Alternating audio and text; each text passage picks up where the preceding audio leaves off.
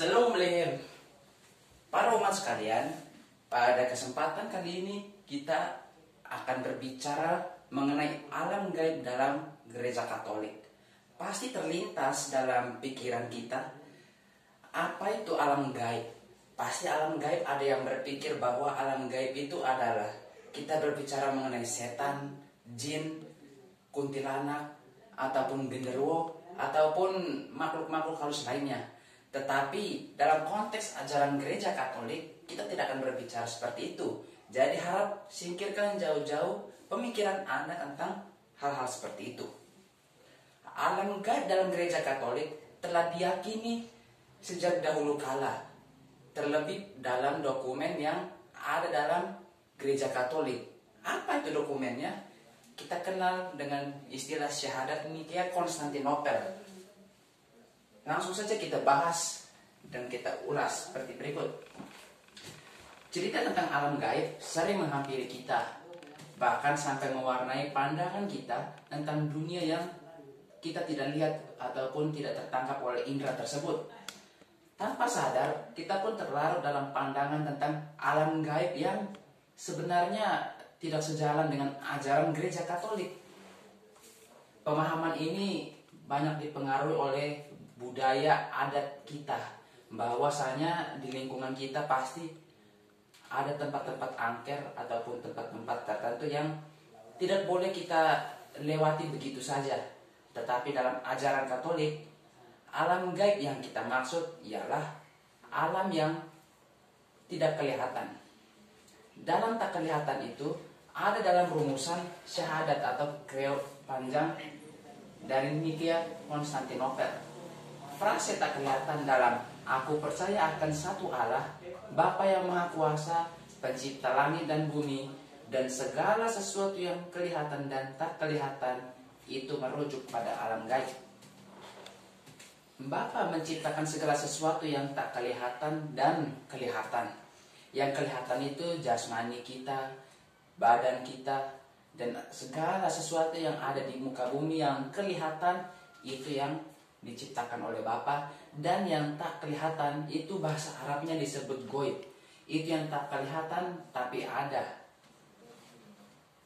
Bila Allah seperti dalam Credo Nikea menciptakan yang kelihatan dan yang tak kelihatan, mengapa tidak diceritakan dalam Alkitab?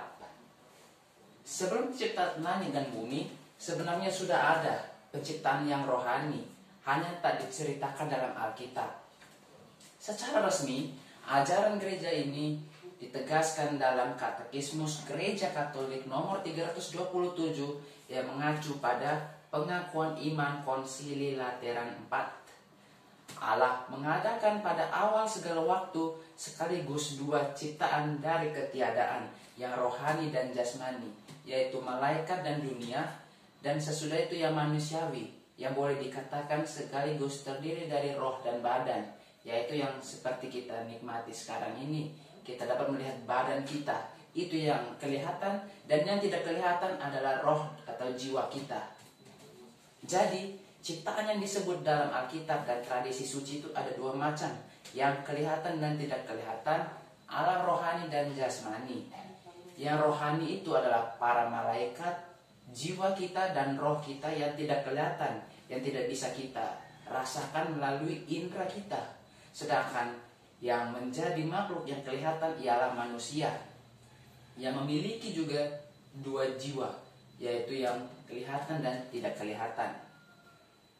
Kita bahas berikut mengenai malaikat yang merupakan makhluk yang tidak kelihatan dalam alam gaib gereja Katolik. Sebelum menciptakan dunia, Tuhan terlebih dahulu menciptakan makhluk rohani, yaitu malaikat. Tentang malaikat, dalam Katekismus Gereja Katolik nomor 329 menulis, malaikat itu roh. Kalau engkau menanyakan kodratnya, maka ia adalah roh. Jika engkau menanyakan jabatannya, maka ia adalah malaikat. Roh itu berarti tidak berwujud. Dia itu melayang-layang di udara. Dia itu bentuknya seperti gas. Tidak punya raga, tidak punya badan. Jadi kita dapat menyebutnya sebagai ciptaan rohani, 100% spiritual, yang hanya bisa kita percaya dan kita rasakan secara rohani ya. Tidak bisa dibayangkan dan digambarkan, tidak bisa dilihat dan dihirup. Sebagai makhluk rohani, para malaikat juga memiliki akal budi dan kehendak. Namun mereka berbeda dengan kita. Mereka tidak mempunyai raga dan badan. Mereka adalah wujud pribadi dan tidak dapat mati.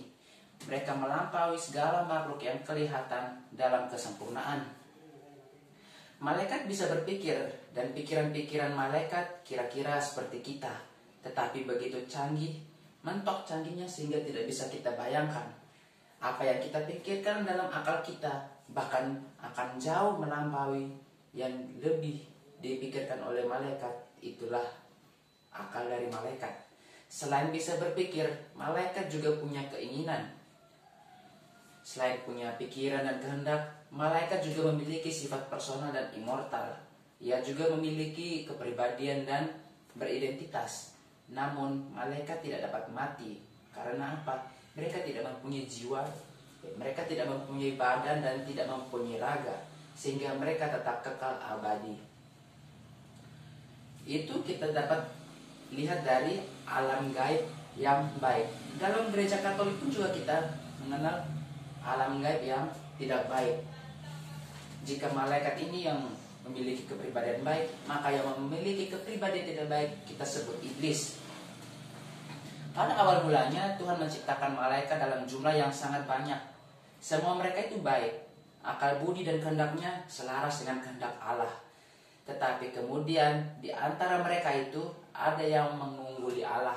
Mereka berusaha untuk lebih dari Allah.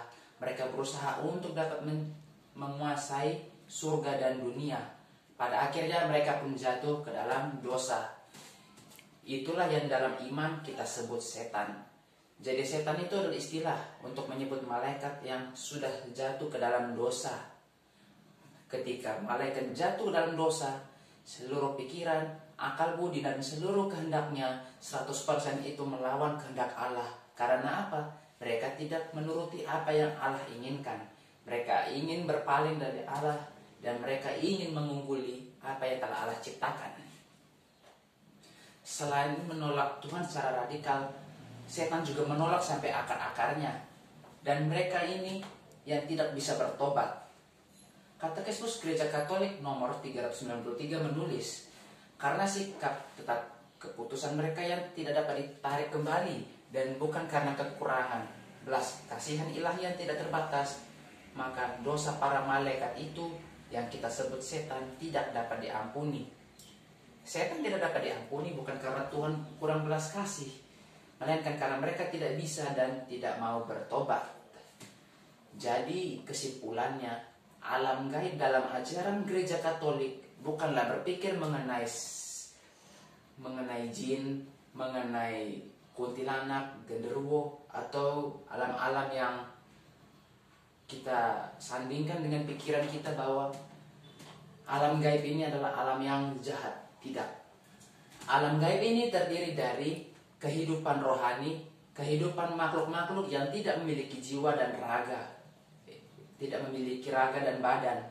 Jadi apa yang kita tidak lihat, apa yang kita tidak bisa rasakan, apa yang kita tidak bisa lihat, itu ialah yang dinamakan oleh alam gaib.